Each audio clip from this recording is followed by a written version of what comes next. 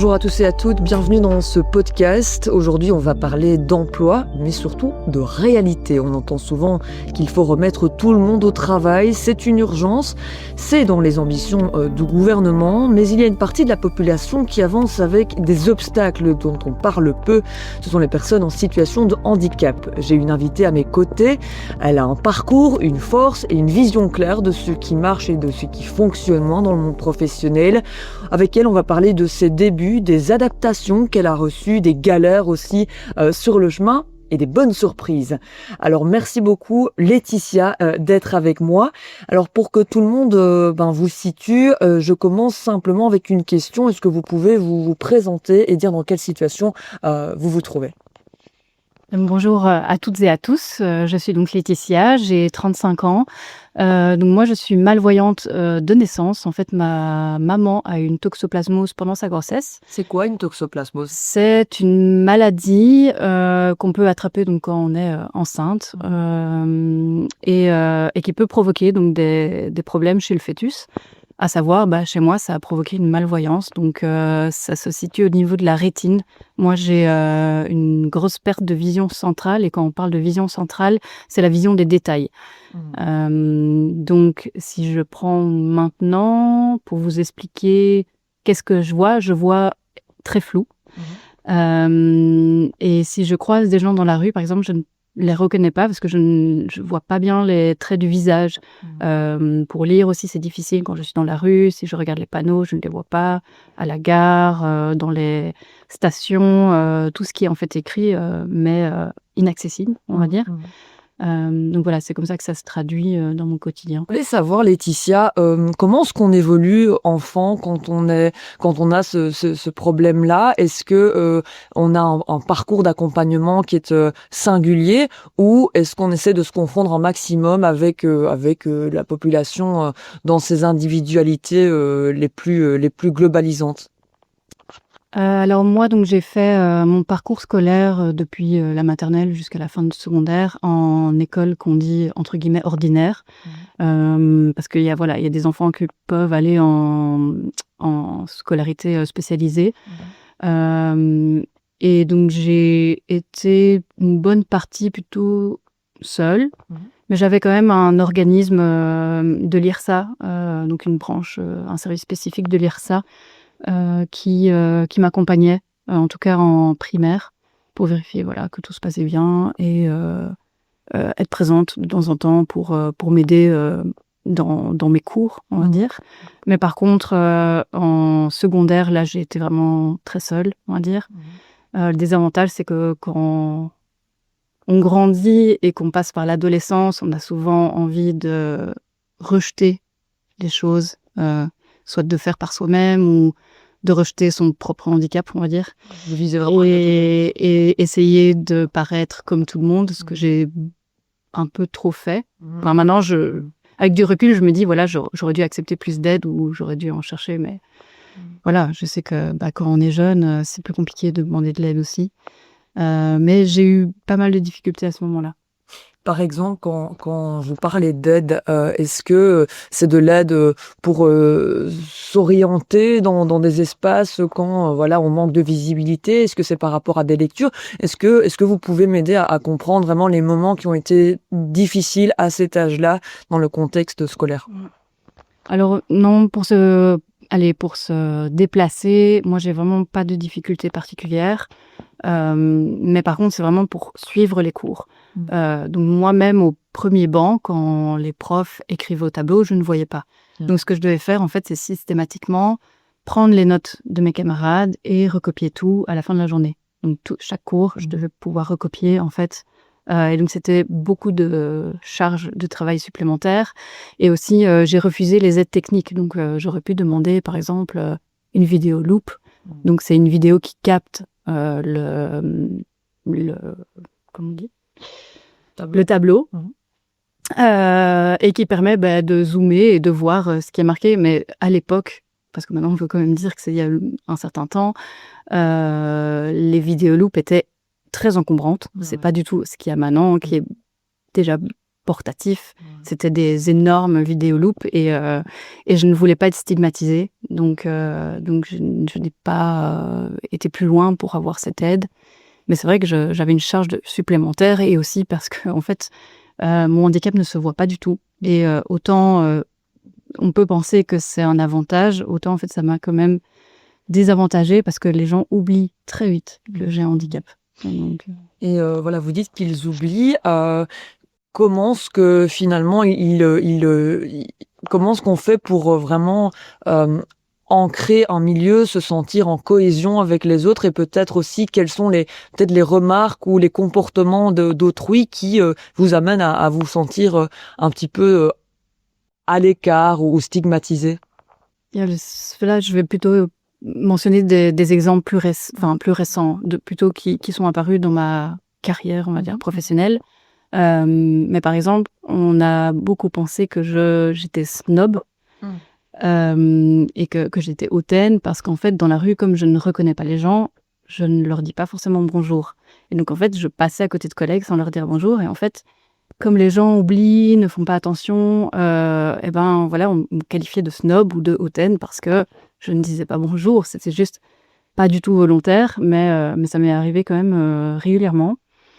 Et après, des remarques, ce qui m'a souvent embêtée, et ça arrive de manière assez cyclique, c'est les commentaires dans le métro quand je lis un livre ou quand je regarde mon téléphone.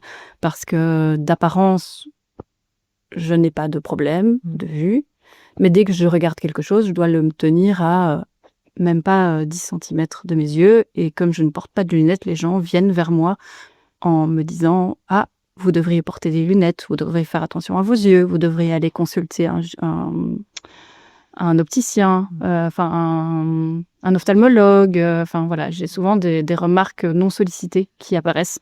Et ça, c'est vraiment difficile à faire comprendre parce que même si j'explique que j'ai un handicap, alors on vient avec oui, mais il existe sans doute des chirurgies. Voilà, c'est un moment. J'ai plus envie de répondre à ça. Je comprends.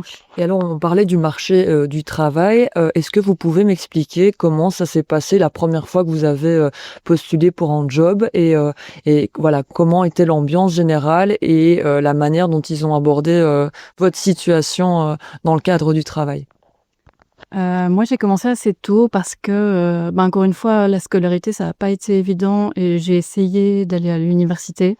Sauf que je n'ai pas réussi à tenir en fait la charge de travail et mon handicap en même temps. Et donc, après 1 an, j'ai décidé de rentrer dans le monde du travail.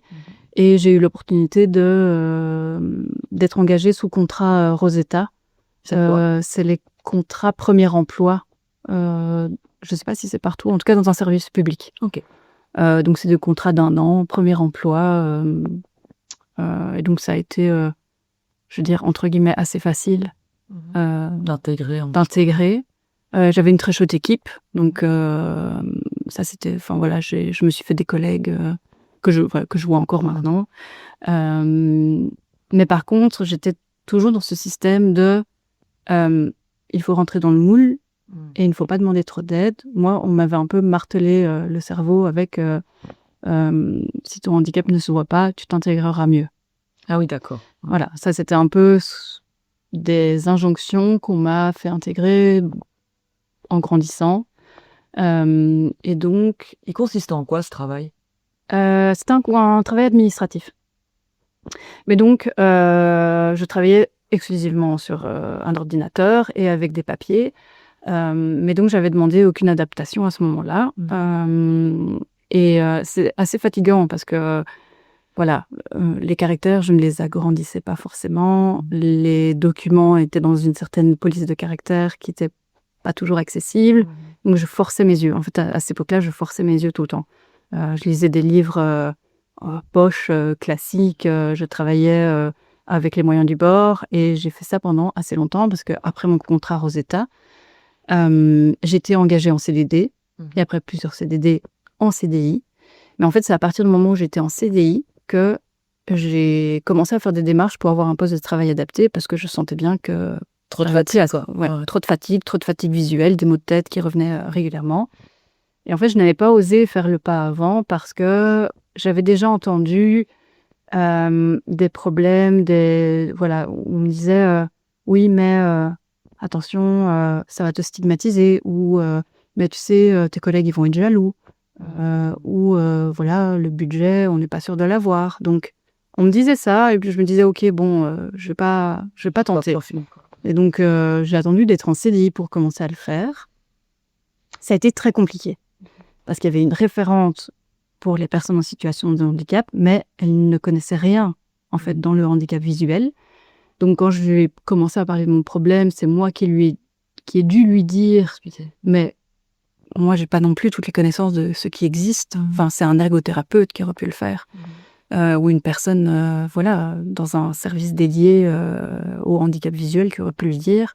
Moi, je lui disais, voilà, déjà, avoir un grand écran sur un bras pour pouvoir approcher en fait l'écran de ma vue, ce serait plus simple, et avec un programme qui agrandit, un zoom text comme on appelle.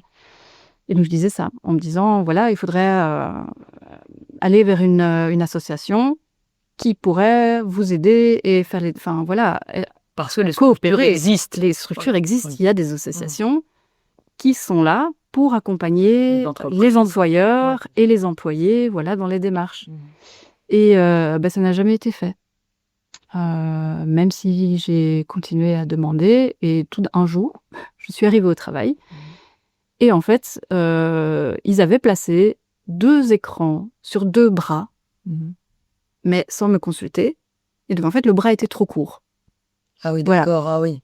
L'air de dire, regarde, on l'a fait, mais on n'a absolument pas réfléchi. Mais on n'a pas réfléchi, et puis alors, ils avaient commandé eux-mêmes le programme, sauf qu'ils n'avaient pas vérifié la compatibilité avec mon PC, et ce n'était pas compatible. Donc en fait, là, tu as aussi le sentiment que tu vas rajouter une lourdeur qui ne devrait même pas être, donc, et parce que justement, ça a été fait, mais ça a été mal fait, quoi. Ça a été mal fait, j'ai pas été entendue, et en fait, ce qui m'a vraiment épuisée par après, c'est que j'ai beau avoir expliqué les choses de manière voilà, très factuelle, on ne m'a pas entendu.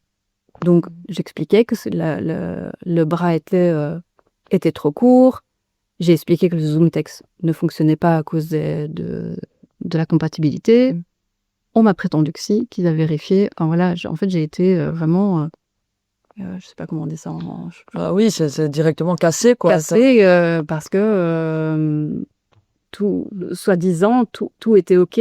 Et on te coupe l'envie aussi. Enfin, voilà. Tu avais quand même fait preuve de, je te tutoie, de détermination, de volonté. Et puis, tu te dis, mais tiens, est-ce que finalement, je suis vraiment à la bonne place avec les bonnes personnes ? Voilà. Donc là, je me suis vraiment sentie pas soutenue. Et donc, j'avais quand même du travail à faire. Donc, mon travail, je le faisais parce que j'ai toujours été comme ça. Et j'ai continué à travailler comme ça, avec les moyens du bord. Jusqu'au jour où je me suis dit, bon, je vais quand même prendre action. J'ai été à la médecine du travail. Et là, j'étais très mal reçue, puisque donc le médecin que j'ai rencontré m'a dit, mais madame, si vous vous êtes toujours débrouillée jusqu'ici sans aide, ou comme vous le faites, pourquoi est-ce que ça changerait maintenant ? Et donc, j'ai été... sidérée, mortifiée. Là, tu dis vraiment, il y a rien qui est fait. Voilà. Enfin, on met des mécanismes en place, mais il n'y en a vraiment aucun qui est adapté. Et il faut avoir vraiment il faut encore avoir leur mental très fort. À ce moment-là, ce n'est pas toujours le cas. Moi, j'ai beau avoir tenu, à ce moment-là, quand il a rendu, parce qu'il a rendu un avis négatif, et tout ce que je demandais, en fait, c'était qu'un ergothérapeute vienne faire une évaluation de mon poste de travail pour justement pouvoir commander les bonnes choses. Et donc, il a rendu un avis négatif, et en fait, je me suis écroulée à ce moment-là. C'était juste avant le Covid. Donc là, j'ai comme eu une pause de, je pense, 2 semaines pour m'en remettre, parce que ça avait été très violent. Ensuite, j'ai continué, voilà, là, je vais le faire court, mais donc j'ai continué comme ça, il n'y a rien qui a évolué. Je suis passée par une grossesse qui m'a encore plus fatiguée. Et quand j'ai fait ma reprise au travail, voilà, je continue à travailler de la même manière, sans aide, sans... Et combien de temps dans cette entreprise ? 14 ans. Dont je pense bien 7 ans à essayer d'obtenir un poste de travail. Et en fait, j'ai fini par faire un mélange de burn-out et de dépression. Et après quelques mois vraiment d'arrêt, je me suis dit, en fait, je ne peux plus. quoi. Je ne peux plus. Je ne peux plus. Enfin, il faut que je me respecte aussi et que je m'arrête maintenant. Sinon, je vais décrocher totalement, quoi. Puis Oui, il y a le contexte, il y a la grossesse, il y a la vie puis, autour. il y a la vie faut pas autour. perdre Et pied. puis, à un moment, en fait, je me suis dit, mais en fait, ton handicap, il est là. Il faut arrêter de De faire renier, de le renier. Il faut l'accepter. Et il faut accepter qu'en fait, il y a des aides qui existent et tu en as droit. Et c'est ça, en fait. Je me suis dit, en fait, j'ai droit à tout ça et je ne l'ai pas. Et surtout, de ce que j'entends, c'est quand même un combat très, très, je veux dire, difficile à mener, vu la structure peu adaptée. Ouais. Et j'imagine que dans ces moments-là, quand on se rend compte à quel point on est encore tout ça à faire pour progresser, on a quand même envie de porter sa voix. À un moment donné, on n'a plus envie de se laisser faire et de dire que tout va bien, parce que Oui, ça va pas. ça ne va pas. Ouais. Ça n'allait pas et j'ai envoyé pas mal de signaux et j'ai pas été entendue. Donc, Ok. Et donc burn-out, et puis finalement, tu as décidé de quitter cet emploi. Ouais, après 1 an, j'ai décidé de démissionner. Et pourtant, quand j'y pense, je me suis battue. En fait, après mon CDI, j'ai encore été passer des examens pour être statutaire. J'ai été statutarisée. J'ai même monté de niveau parce que donc je suis passée j'ai augmenté de niveau, j'ai passé des examens. Malgré tout ça, je me suis dit, en fait, ça n'en vaut pas la peine. Enfin, tant pis. Parce que je me suis dit, même si je change de ministère, même si je vais voir ailleurs, est-ce que je vais être considérée mieux là-bas? Parce que moi, j'avais déjà entendu d'autres personnes qui avaient essayé, chez qui ça n'avait pas marché. C'est connu, en fait. C'est ça qui est terrible, c'est que c'est connu que on n'est pas toujours bien accueilli. Ouais, et puis voilà, et puis pas forcément de bonne compréhension, parce que le handicap, il y en a plein, et puis il y a plein de degrés. Ouais. Et donc quand on pense pouvoir bien traiter la chose, en fait, il y a tellement de cas Mais c'est ça. individuels. Ouais, c'est ça. Ah ouais. Et Du comment cas est-ce par qu'on cas, fait? hein. Exact. Et comment on fait quand on a vécu une première longue expérience comme celle-là, pour finalement se réorienter et éviter de retomber dans un piège? Alors moi, j'ai eu des opportunités. En fait, j'ai commencé à m'intéresser un peu au côté militant, au côté droits des personnes handicapées. Et j'ai eu des contacts, voilà, avec des assos, dont une association qui fait de la prévention contre les violences faites aux femmes. Et en fait, en parlant avec elle, le contact est passé.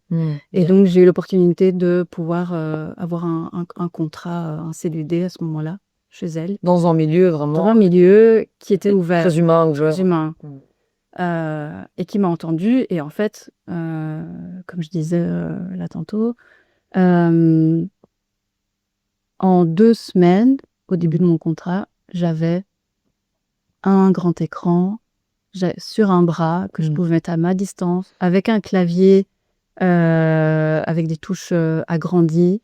Et en plus, on était sur Mac. Et donc, en fait, il n'y a même pas besoin de zoom text parce que le Mac, il est très bien fait pour ça. C'est un des systèmes qui est le mieux pensé pour les personnes malvoyantes et aveugles. Et donc, c'était très confortable. Et là, tu te dis, il a fallu des années, une dizaine d'années pour qu'on essaie et échec. Et là, vraiment, Et c'est dans tout à une fait assoce qui spontané. n'a pas forcément énormément de moyens, eh ben, c'était entendu, compris directement, quoi. Oui, parce que ce que tu disais, c'est qu'en fait, on donnait la contrainte budgétaire comme première explication, alors qu'en fait, c'est un matériel qui est pas forcément très coûteux et qui est en plus Non, pas remboursé. du tout. Oui, c'est vrai, parce que oui, comme effectivement, des raisons pour lesquelles j'ai pas eu de poste de travail adapté, c'était effectivement le budget, hein. Ça, c'est une des grandes raisons qui sont évoquées sur le marché de l'emploi. C'est: «Ah, mais ça coûte cher d'employer une personne en situation de handicap». Non, en plus, il y a des aides il y a des aides à ce niveau-là, des aides pour individuelles, mais aussi auprès des employeurs. Donc non, ça ne coûte pas cher. Il y a des moyens qui existent. Et aussi un veto. Comme autre raison, j'avais eu un veto de la sécurité. parce que comme le Zoom Text est un programme extérieur, Mhm. ils avaient décidé de ne pas le valider en termes de Par sécurité. sécurité, c'est ça. Bon, Ouais. peur d'espionnage Oui, ou voilà. choses comme ça, quoi. Donc c'était un peu aberrant aussi Voilà. parce que, ok, donc on préfère être Ouais, discret, pas se prendre sur inclusif. soi, ouais. Voilà, on préfère ne pas être inclusif plutôt Mhm. que d'accepter un programme extérieur. Voilà, je trouvais ça assez absurde. Et donc, un deuxième milieu, Ouais. une opportunité qui finalement s'avère être beaucoup plus agréable. Hein. Agréable, humaine. Ouais. Je dirais, ça se trouve dans les détails, mais par exemple, quand on faisait des réunions et qu'on imprimait les ordres du jour, Mhm. ben, pour moi, j'avais toujours un ordre du jour en grand caractère. C'est ça. Tu vois, c'est vraiment dans les petits détails, c'est penser à imprimer en grand caractère quand j'en ai besoin des documents. Et oui, du coup, t'as pas cette impression de constamment devoir être une lourdeur et d'aller dire, et en fait, je suis Oui, là, quoi. oui, merci de penser à moi. Voilà, et même, elle m'avait demandé en fait directement, mais dans notre espace de travail, dans nos bureaux, qu'est-ce qu'on peut faire pour améliorer les choses? Mhm. Est-ce que on doit changer la lumière? Où est-ce que tu veux être installé? Est-ce que tu veux être proche de la lumière extérieure ou plutôt proche d'une lampe? Et donc, c'est vraiment des détails, mais effectivement, moi, j'ai besoin de lumière extérieure. Je trouve ça plus confortable que des néons. Mhm. Donc, Et donc, c'est vraiment dans l'écoute. Là où les premiers, à bout de souffle, ont tenté Oui. quelque chose sans te considérer, Ouais, là, c'est tu as vraiment été au centre, en fait. oui, oui. Ouais. Et voilà, et en fait, je veux dire, quand on fait du travail du bureau, effectivement, c'est du cas par cas. Parce qu'il y a des personnes, par exemple, qui sont malvoyantes, qui ne vont pas apprécier la lumière du soleil ou de la lumière extérieure parce qu'elle est trop blanche, ça, voilà. Mais en fait, le tout, c'est de poser la question. C'est ça. Et c'est vraiment des petites choses, c'est juste, en fait, placer la personne à un bureau qui est confortable pour elle. Puis c'est une question aussi je veux dire, de fidélisation. On va pas Ouais. tenir. Enfin là, c'est merveilleux d'avoir pu traverser 14 ans dans cette situation. Enfin, merveilleux dans le sens, c'est incroyablement douloureux d'une certaine manière, mais c'est une preuve de détermination énorme. Mais quand tu as quelqu'un qui se sent à sa place avec un bon encadrement, je veux dire, c'est aussi ça, Mais offrir un poste adapté. oui, et puis ça permet, voilà, à des employés qui font leur travail de pouvoir continuer, comme tu dis, Mhm. c'est de la fidélisation. Ouais. Et Et peut-être que les choses auraient été différentes si j'avais eu le poste de travail que je demandais. Et depuis cette bonne expérience, est-ce que du coup, ça s'est un peu simplifié pour toi dans le milieu du travail, dans le sens où tu connaissais les failles et donc tu arrivais à les contrecarrer directement? Je ne saurais pas dire. Moi, donc, voilà, c'était un CDD d'1 an qui n'a malheureusement pas pu être renouvelé. Et donc, je me suis retrouvée sur le marché du travail pendant 4 mois. Euh, Après, le marché du travail actuellement est très compliqué, je pense que pour beaucoup de monde. Pour avoir des amis qui n'ont pas de handicap et qui ont des difficultés à trouver un travail, je pense que c'est vraiment compliqué en ce moment. Après, j'ai envoyé pas mal de CV et j'ai eu très peu de retours. Pourtant, mais j'affiche en fait le fait que je suis Bien sûr. malvoyante, que j'ai voilà. Et donc, je ne sais pas si est-ce que c'est un frein pour certaines personnes? Ça, je saurais vraiment pas dire. Et en même temps, tu t'es rendu compte dans ton parcours que les personnes sont censées être formées, ne serait-ce qu'à l'écoute, ne l'étaient pas. Donc, il est légitime de se poser ces questions-là encore aujourd'hui. Tu m'as aussi partagé une réflexion très intéressante par rapport au vieillissement, justement, en disant, ben, voilà, t'as des personnes comme moi qui ont un handicap, je veux dire, en étant plus jeune, mais chacun est amené à avoir une déficience qui s'installe avec le temps et parfois à les cumuler. On perd l'acuité auditive, on perd l'acuité visuelle, sauf qu'on n'a pas l'occasion de se préparer quand ça nous tombe dessus. Et donc là aussi, la question finalement, elle est pertinente dans le sens où il s'agit d'adapter le milieu du travail au vieillissement de la population, des gens qui sont mis à l'écart aujourd'hui. Oui, mais ça, c'est même la ville. En fait, la société actuelle est pensée et a été créée pour et par des personnes valides, qu'on dit valides entre guillemets. Donc c'est des personnes qui n'ont pas de handicap, qui n'ont pas de déficience quelconque. Et en fait, c'est enlever déjà, c'est fermer la porte, on va dire, à une partie de la population, mais aussi à toutes les personnes qui vieillissent, parce qu'en vieillissant, oui, la proportion de personnes en situation de handicap visuel, par exemple, elle est très élevée au niveau des personnes qu'on dit de troisième âge. Et donc, si la société était plus adaptée de manière, de base, on pourrait mieux accueillir aussi cette population-là. Et sur le marché de l'emploi, c'est pareil. Si les employeurs, par exemple, si les personnes qui sont référentes au niveau RH étaient formées à accueillir en entretien des personnes en situation de handicap, déjà à la base, au niveau de la formation des RH, eh ben peut-être qu'on aurait plus facile à trouver un emploi aussi. Mais je pense que la plupart des personnes ne sont pas formées à qu'est-ce que le handicap, qu'est-ce que je dois mettre en place pour accueillir, qu'est-ce que les personnes savent faire, parce que ça aussi souvent c'est mais qu'est-ce qu'elle peut faire cette personne aveugle en fait finalement, Et à on peut décrocher le se poser téléphone. la question sans la poser à la personne aussi Voilà. directement. Donc là aussi, il y a un espèce de biais dans son entre-soi, on va réfléchir pour l'autre qu'on n'arrive même pas à cerner parce qu'on s'y intéresse pas vraiment. C'est ça. Moi, voilà, quand j'étais encore au ministère pour les sites, pour ne citer que, j'avais surpris une conversation d'une personne qui avait en stage une personne aveugle et qui disait mais je ne sais pas ce que je vais lui faire faire. Cette pauvre fille ne va faire que prendre des appels. C'est terrible. C'est terrible. Ouais. C'est terrible. C'est une méconnaissance totale des compétences qu'une personne peut apporter. Et puis on n'a pas tous la chance d'avoir un entourage qui nous soutient. On peut se sentir déjà très isolé de base. Et encore une fois, là, ça, je veux dire, on est en train de stigmatiser. Peut-être ces personnes vont finir extrêmement isolées parce qu'elles se sentent pas en adéquation avec un monde qui les rejette. Je connais des personnes qui sont sans emploi, mais parce que en fait elles n'ont plus la force, de passer des entretiens. Parce que c'est un rejet constant, c'est de la méfiance, c'est de la peur, parce que c'est ça, en fait, la plupart des employeurs, c'est la peur, c'est l'absence d'information et de sensibilisation et la peur qui est derrière est-ce que ça va être rentable aussi. C'est ça. Si jamais tu devais adresser un message un peu synthétique aux entreprises, au milieu de l'entreprise et aussi au gouvernement par rapport à ton expérience, qu'est-ce que tu dirais aux entreprises aujourd'hui pour simplifier les réflexions? C'est je vous conseille d'écouter, d'aller parler à cette personne et de lui demander à elle ses besoins. Je vous conseille de vous renseigner sur ce qui existe parce que c'est pas un frein. C'est quoi le message finalement que tu voudrais porter? Déjà, oui, c'est être sensibilisé, parce que souvent, c'est le premier pas, en fait. C'est déjà de comprendre l'autre, donc d'être sensible à ce que la personne vit. Qu'est-ce que c'est son quotidien, quels sont ses besoins. Ça, c'est le deuxième, c'est voir quels sont les besoins réels, en fait. Un handicap, effectivement, pour la plupart, ça fait peur. En fait, parfois, ce sont des besoins qui sont plus simples que ce qu'on pense. Et donc, c'est pouvoir communiquer, c'est pouvoir échanger, et ne pas fermer la porte parce que on a des suppositions en fait sur les difficultés que ça va être pour l'entreprise entre guillemets.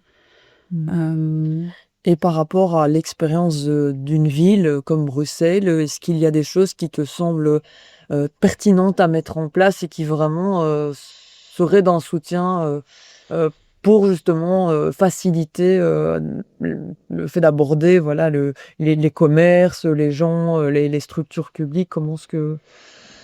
Au niveau de la ville,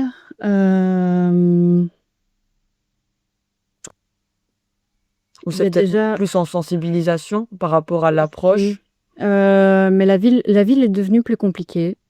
Alors, à cause de, malheureusement, les vélos électriques. Les vélos généralement, mais les trottinettes. Ouais. Les trottinettes. L'arrivée des trottinettes a vraiment compliqué notre quotidien. Autant parce qu'on ne les entend pas. Et autant parce que souvent elles sont mal rangées. Alors, je constate quand même que ça a évolué parce que maintenant ils ont mis des zones spécifiques pour parquer les trottinettes et qu'ils ont réduit les flottes de trottinettes. Mais ça a été un vrai problème parce qu'en fait, elles étaient partout, tout le temps, dans le chemin. Et quand on a une canne, c'est très compliqué de se déplacer avec ces trottinettes partout. Le soir, on ne les entend pas, on ne les voit pas parce que ce sont des usagers qui n'ont pas forcément de gilet, de casque qu'on peut identifier. Et malgré tout, même les voitures électriques, alors certaines font un bruit. Je pense que maintenant, c'est obligatoire. Mais celles qui en font moins, ça reste aussi plus difficile de les percevoir. C'est ça. Donc, l'électrique, et pourtant, je suis pour l'électrique, mais ça reste plus compliqué. Voilà, c'est ça. Donc, mais sinon, c'est vraiment, il n'y a pas d'autres, dans ta situation, d'autres problématiques qu'il faut pouvoir appréhender, qui sont un petit peu liées à la modernité. Non, parce qu'après, voilà, je trouve quand même qu'il y a des améliorations au niveau des transports. Maintenant que tous les noms d'arrêt soient cités, vocalement, ça m'a beaucoup aidé. Donc, ouais, vraiment à ce niveau-là, moi, j'ai pas trop de soucis. Après, je suis sûre que si on demande à une autre personne, elle pourrait sans doute dire. Surtout que maintenant, j'utilise beaucoup Google Maps. Ouais. Enfin, il y a plein de petites applications maintenant qui nous aident pas mal, en fait, finalement. Ah non, il y a quand même aussi tout ce côté logiciel. Donc, Google Maps est adapté, en fait. En tout cas, moi, pour me retrouver, on va dire, dans la ville, c'est plus, c'est facile. Donc, oui, avoir en main maintenant toutes les informations, c'est plus facile pour moi. Qu'avant, je devais vraiment mémoriser les chemins et être sûre de moi, ou imprimer des plans pour pouvoir me déplacer. Donc voilà, mais sinon, c'est la sensibilisation, parce que parfois, j'ai des retours qui sont négatifs quand je demande de l'aide, par exemple, dans des cafés, dans des magasins, parce que si je ne vois pas une information qui est, disons, au mur, ou dans certains snacks ou cafés, les menus, par exemple, sont au mur. Moi, j'ai déjà fait l'expérience plusieurs fois de prendre mon téléphone, parce que c'est ce que je fais toujours. Je prends mon téléphone, voilà, je zoome. Et en fait, alors j'ai déjà eu une expérience où une personne m'a dit c'est interdit, vous ne pouvez pas prendre de photos, même en expliquant que j'avais un handicap visuel. Je me suis fait littéralement engueuler. Voilà. D'autres personnes qui disent ah, mais c'est écrit là. Pourtant, je dis voilà, mais je suis malvoyante. En fait, je ne vois pas jusque-là. Et donc, c'est de nouveau cette espèce de. Il faut se justifier, en fait. Il faut réexpliquer, il faut justifier. Et alors, l'expérience vraiment la plus négative que j'ai eue, c'était dans une librairie. Où, en fait, voilà, j'avais participé à une campagne, j'avais une interview dans un journal, j'ai pris le journal. Je n'ai pas vu la personne au fond du magasin. Et donc, je ne lui ai pas dit bonjour parce que je ne l'ai pas vue. Et en fait, cette personne m'a rabrouée en disant que je pas respectueuse, que j'étais pas polie parce que je ne lui avais pas dit bonjour. Et donc, je lui ai dit mais je suis désolée, je suis malvoyante, je ne vous avais pas vue, excusez-moi. Donc, je me suis excusée. Et en fait, elle me voyait avec le journal en main, en train d'essayer de lire quelque chose. Elle m'a dit, mais si vous êtes malvoyante, en fait, pourquoi est-ce que vous voulez acheter un journal ? Donc, beaucoup de stigma et beaucoup de méchanceté, finalement, qui s'exprime derrière. Comme si, finalement, tu étais une menteuse, en fait. Oui, mais ça, en fait, après, le ton est monté parce qu'elle m'a dit, mais voilà, mais en fait, si vous êtes malvoyante, pourquoi est-ce que vous n'avez pas de bâton ? Donc, la canne blanche. C'était très lunaire et on s'est vraiment pris la tête et ça s'est mal passé.